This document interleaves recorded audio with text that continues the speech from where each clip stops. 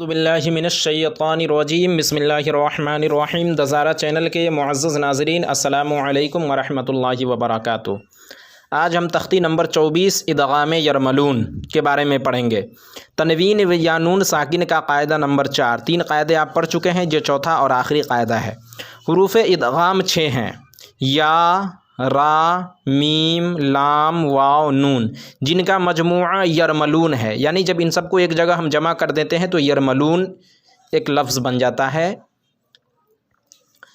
تنوین یا نون ساکن کے بعد حروف یرملون میں سے کوئی حرف آ جائے تو لام اور را کی صورت میں، یعنی لام اور را اگر آئے تو بغیر غنہ کے ملا کر پڑھیں گے۔ تنوین یا نون ساکن کے بعد اگر لام اور را آئے تو بغیر غنہ کے ملا کر پڑھیں گے۔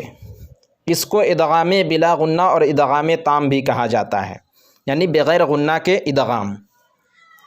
ادغام را یعنی تنوین حروف یرملون 6 ہیں، اب اس میں سے یہ بتا رہے ہیں کہ تنوین یا نون ساکن کے بعد حروف یرملون میں سے کوئی حرف آ جائے تو لام اور را کی صورت میں بغیر غنہ کے ساتھ پڑھیں گے، باقی 4 حرفوں میں غنہ ہوگا۔ اب سب کی مثال الگ الگ دیے ہیں، جیسے اب را کی مثال ہے محمد الرسول اللہ۔ اب یہاں دیکھیے 2 پیش تنوین ہے اور تنوین کے بعد حروف یرملون میں سے را آ رہا ہے۔ آپ نے پڑھا را اور لام کی صورت میں، لام اور را کی صورت میں بغیر غنہ کے پڑھنا ہے، تو اصل میں یہاں پہ ہے محمد رسول اللہ، لیکن چونکہ یہ تنوین یا نون ساکن کے 2 تنوین کے بعد حروف یرملون میں سے را آ رہا ہے، اس لیے یہاں پہ ہم ادغام کریں گے، دال کو را میں ملائیں گے، دال کو را میں ملا کر پڑھنا ہے اور وہ بھی بغیر غنہ کے ساتھ پڑھنا ہے۔ محمد الرسول اللہ، محمد رسول اللہ نہیں بلکہ محمد الرسول اللہ، من ربک، من ربک، یہاں بھی تنوین کے بعد حروف یرملون میں سے را آ رہا ہے، اس لیے ادغام کریں گے، را میں، میم کو را میں ملائیں گے اور بغیر غنہ کے ساتھ پڑھیں گے۔ غفور الرحیم، عیشۃ راضیہ۔ اسی طرح ادغام لام، ادغام لام یعنی جب تنوین یا نون ساکن کے بعد لام آئے تو وہاں پہ کس طریقے سے پڑھنا ہے، تو وہاں بھی ادغام کے ساتھ ادغام کریں گے اور بغیر غنہ کے ساتھ پڑھیں گے، جیسے من لدنہ، من لدنہ۔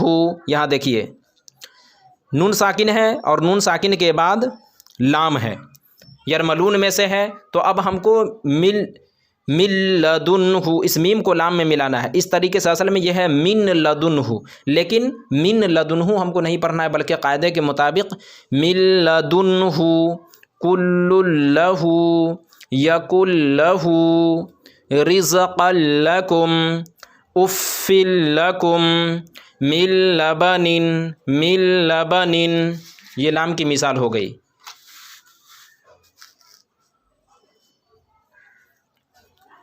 اب ادغام یا، یرملون میں سے اگر تنوین یا نون ساکن کے بعد یرملون میں سے یا آئے، لام اور را کے علاوہ 4 حرف آئے تو سب میں غنہ ہوگا، جیسے خیرن یرہ، اصل میں ہے خیرن یرہ، خیرن یرہ، لیکن چونکہ تنوین کے بعد حروف یرملون میں سے یا آ رہا ہے اس لیے اس میں ادغام کریں گے اور غنہ کے ساتھ ادغام کریں گے۔ خیرن یرہ لقوم یؤمنون، لقوم یؤمنون، سب میں غنہ ہوگا۔ من یوم، من یوم، من یقول، من یقول، وجوہ یومئذ، وجوہ یومئذ، ان یشاء، ادغام واو،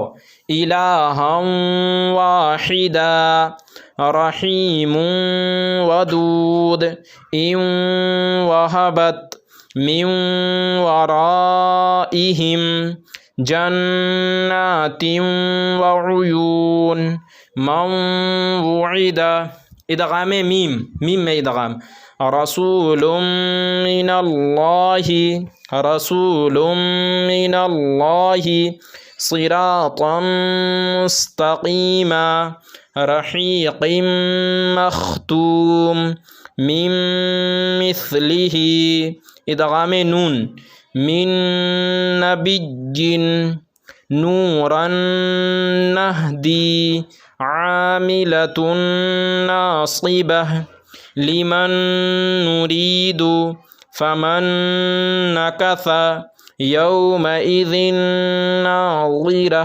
یومئذ ناظرہ۔ تو اس سبق میں ہم کو سمجھنا یہ ہے کہ تنوین یا نون ساکن کے بعد یرملون کے 6 حرفوں میں سے اگر لام اور را آئے تو اس میں ملانا ہے، ادغام کرنا ہے، لام اور را میں ملانا ہے تنوین کو، مگر غنہ نہیں کرنا ہے۔ اور لام اور را کے علاوہ 4 حرف آئے یومن، یا واو میم نون، اگر یہ 4 حرف آئے تو چاروں حرف میں ملانا بھی ہے اور غنہ بھی کرنا ہے۔ تو ناظرین آج کے سبق میں بس اتنا ہی۔ ویڈیو اچھی لگنے کی صورت میں ویڈیو کو لائک کریں، اپنے دوستوں احباب کے ساتھ شیئر کریں، اور ابھی تک آپ نے ہمارے چینل کو سبسکرائب نہیں کیا تو چینل کو ضرور سبسکرائب کریں۔ انشاءاللہ پھر کسی نئی ویڈیو کے ساتھ ملاقات ہوگی، جب تک کے لیے اللہ حافظ۔